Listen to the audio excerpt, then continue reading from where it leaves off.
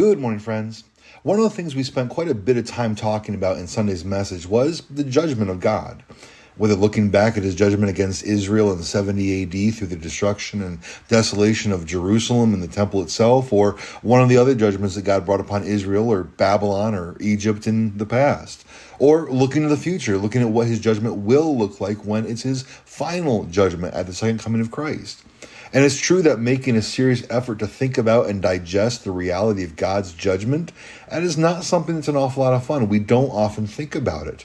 But as I indicated on Sunday, it is something that is necessary to think about. It is necessary to wrap our minds around this idea of God's judgment. Because once again, Jesus himself, during his earthly ministry, he's the one that talked more about the realities of hell, describing things about eternal judgment, more so than any other person or at any other point in the rest of scriptures. So for that reason alone, we cannot pass it off as irrelevant, or perhaps worse yet, we cannot dismiss it as being too distasteful to discuss, which is what I'd really like to talk about today, because so often people think that the idea of hell is distasteful, that it is odious, that it is repugnant, and that we should not talk about it, and that it really is sort of a blot on God's reputation, that hell would even exist, much less that he would send anyone there. After all, if hell really is a place, and if it really is as described in the scriptures, a place of unending torment without relief, how could a loving God do that? How could he send people there? And I've heard many different defenses or answers to this question, and sometimes it's people saying, well, God doesn't send people to hell. They send themselves there. I was like, well, there's a way in which that's true, but really when it comes right down to it, no, God does send people to hell. I mean, Jesus himself said, do not fear the one who can merely destroy or kill the body, but rather kill the one who can destroy the body and the soul in hell. So Jesus himself spoke about God judging people by sending them and destroying them so that they experience death in hell. So that, again, that's a raw reality, but we have to face that reality. And so the question then is, well, if hell really is that, if hell really is eternal death and torment without relief, how could God do that? How could a loving God do that? And the answer is very simple. It's found in two basic truths. First, God is just. And second, yes, God is love, and he loves his justice too. Let's begin with that first premise, that God is just, because here's the thing. We all tend to clamor for justice until we find ourselves on the wrong end of justice. If someone commits a crime against us, or perhaps even more especially against someone we love, or further examples, we see the poor being oppressed, the weak being exploited, and so on, we cry out for justice.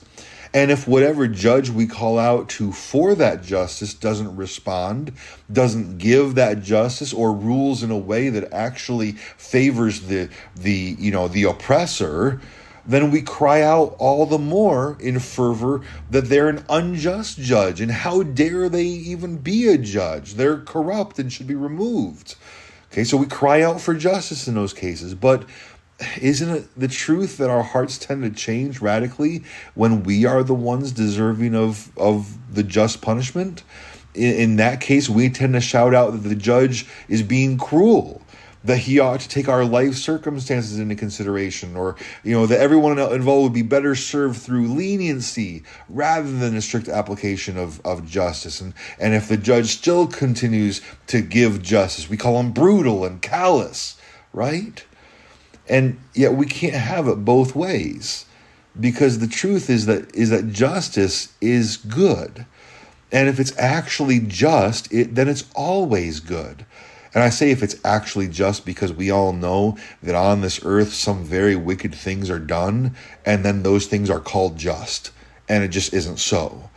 But that which is actually just is always good. By definition, by nature, it is good because it is right.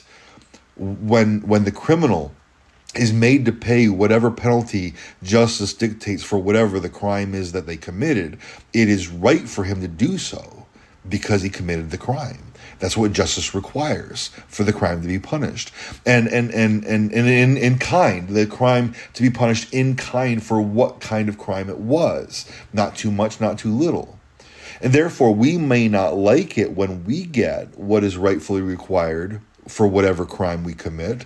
And so we might be angry or sad or whatever else. But if we're receiving what actual justice requires, then we can't actually say with any legitimacy that is, we can't actually say that what is happening to us is wrong. We may not like it. We may not wish we were in those circumstances, but it's not wrong. It's just. Therefore, it's actually right for it to happen to us, even if we don't like it. And again, whether we like it or not, the just consequence of sin, of rebelling against God, is death. Because the value or the weight of one's crime is measured according to what the crime is and against whom the crime is committed. For example, one thief steals $1,000 from Elon Musk, and another thief steals $1,000 from an elderly, homebound widow who's living on nothing but her Social Security check. Now, both thieves stole the same dollar amount, but we all know which crime was the more egregious, right?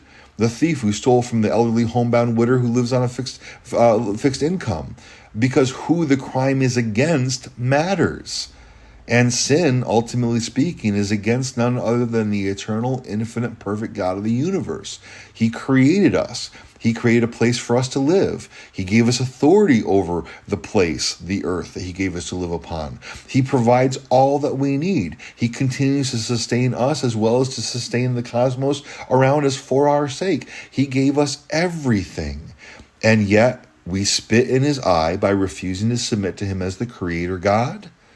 Therefore, it is right, it is just that the penalty for that sin against an infinite and eternal God be itself an infinite and eternal punishment. And it is such a simple concept, but because of our sinful state of mind, which we still struggle with even as Christians, it can be difficult to come to grips with it, to come to grips with the fact that it is true and then to accept it. But it's true and it is good. Justice is good and God is just. And yes, that second part is true as well. God is love. But the part we often gloss over is the fact that God loves far more than just us. In other words, human beings are not the only targets, not the only recipients of God's love. For God loves even his own attributes, his own perfect characteristics.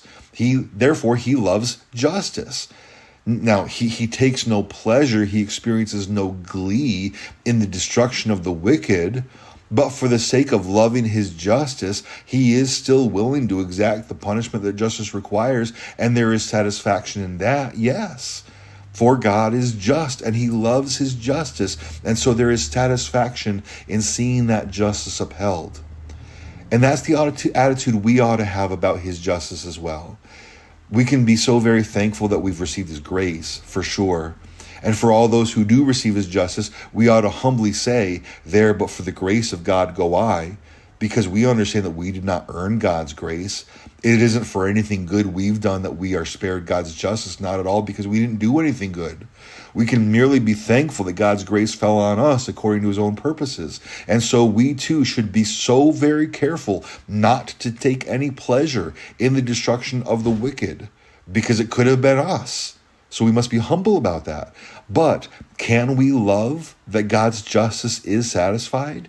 Yes, for the love of God himself, which is to say, if we love God, we must love all that God is, including his justice, including his wrath. And therefore, while we take no pleasure, we experience no delight in knowing that people are condemned, there can be and should be a sort of humble satisfaction and on a humble thanksgiving that God's justice is upheld. And we should never be embarrassed by God's justice. We should never try to make excuses for the fact that God will judge the world in righteousness. For once again, his justice and his judgments are perfect and good. Therefore, let us in our own Christian lives, day to day, let us behave in a way and speak in a way that reinforces the fact that we understand. And not that God needs us to agree with him, but that we do agree with the fact that God's justice and judgments are indeed perfect and good. With that, I pray you have a good and godly day. And Lord willing, I'll see you soon.